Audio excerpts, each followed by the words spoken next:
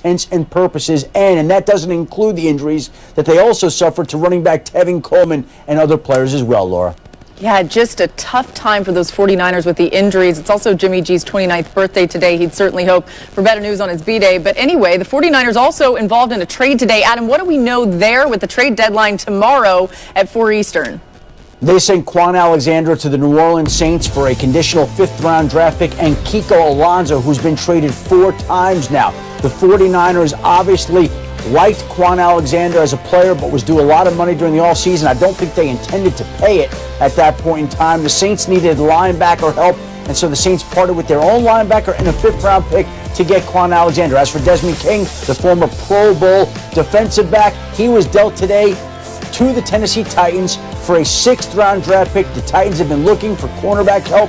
The Chargers didn't have King available to them yesterday in Denver, so a big trade there. And some other news as well, Laura. Javon Wims, the Bears wide receiver, suspended 2 games today for his conduct Sunday, and the Jaguars are expected to start their rookie 6th-round draft pick, Jake Luton, on Sunday against the Houston Texans at quarterback. All right, Adam Schefter with us all show long. Plenty more news coming your way, but let's get to that 49ers game from yesterday against the Seattle Seahawks. Russell Wilson was cooking in this one, Dan Orlovsky. This is the last play of the 4th quarter. No score. Wilson finds one of his favorite targets, DK Metcalf. Yeah, and he gets pressure off his right. There's a void in the middle of the field. He gets the ball out, and then DK just runs away from everybody. Huge early touchdown for the Seahawks offense. Yeah, that actually in the 1st quarter. But anyway, 2nd quarter, Seahawks down there, and Wilson lobbing the pass right there down the sideline. They do have a great kind of connection on those go routes, and then you get down to the 2-yard line. It's a hard ball, play action pass, and DK just goes full body mode,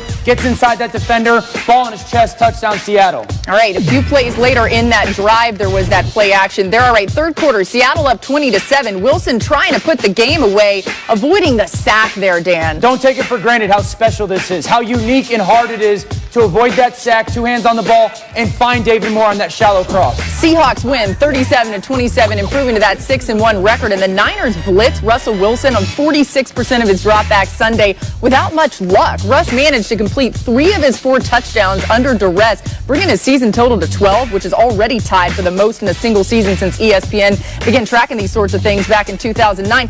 But let me take this one step further. Look, I'm not saying he's going to win the MVP, but I'm not saying it. He's already surpassed the league's last 3 MVPs in those numbers there. So, Marcus, how was Russ able to just pick apart that defense yesterday? Very simple formula, Els.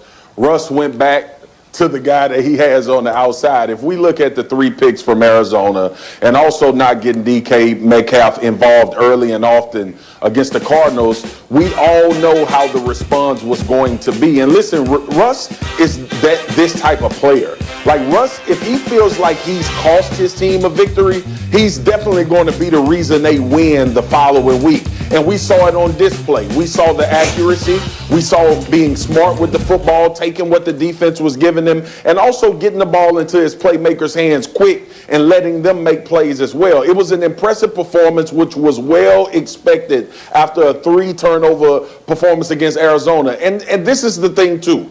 Russ understands now when you start to see this NFC picture start to unfold and put itself together, he understands what he's going to need to be in order to make a deep playoff run and win a Super Bowl. And I think we saw a part of that in this San Francisco game. San Fran had been playing well on defense. They had some impressive stops, obviously, against New England, who played hard. But even before that, Russ said, nah, cuz, I threw 3 picks. I'm going to throw 4 touchdowns this week.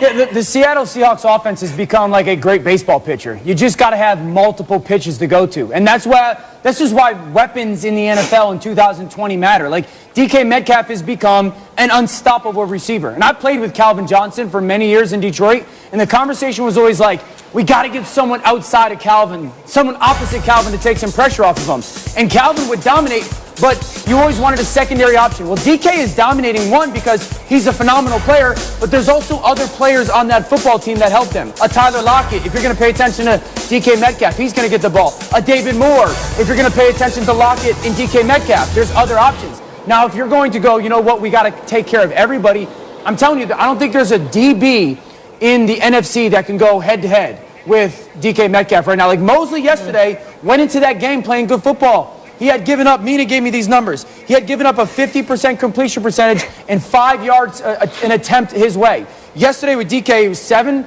He had caught 7 of his 9 targets for 13 yards. Like, he absolutely dominated a corner who was having a good season, and it's because all the people on that offense. I like when Dan steals Mina's numbers, but anyway, the Seahawks won the game, so you'd think that would make Mina Kimes happy. I credited but it. her game pick on Friday is singing a little different tune. Let's remind you guys real fast of that. 2 words, Laura. Kyle Shanahan. I mean, the guy is like a contestant on Chopped. You could give him kale, candy corn, and a bag of peanuts, and he would bake you a damn cake. But if you're going to ask me to choose between Kyle Shanahan without Debo and the Seahawks without Jamal Adams, because it looks like he might not play, I'm taking Shanahan in that matchup. Oh, Mina, are you happy with the result? What do you got to say for yourself? Seattle Twitter. First of all, it's called an emotional hedge, guys. If they lose, I win. If they win, I win. That's how that works. But look, the Seahawks offense dominating was not surprising. They've been a buzzsaw all year. The play of the Seahawks defense through 3 quarters was surprising, and that's important. In fact, through those 3 quarters, before Jimmy Garoppolo went out, he was pressured at the highest rate of his career as a starter. They were dialing up some super timely blitzes without Adams. Bobby Wagner was a monster in this game. And I texted you guys, I think I owed the Seahawks defense an apology.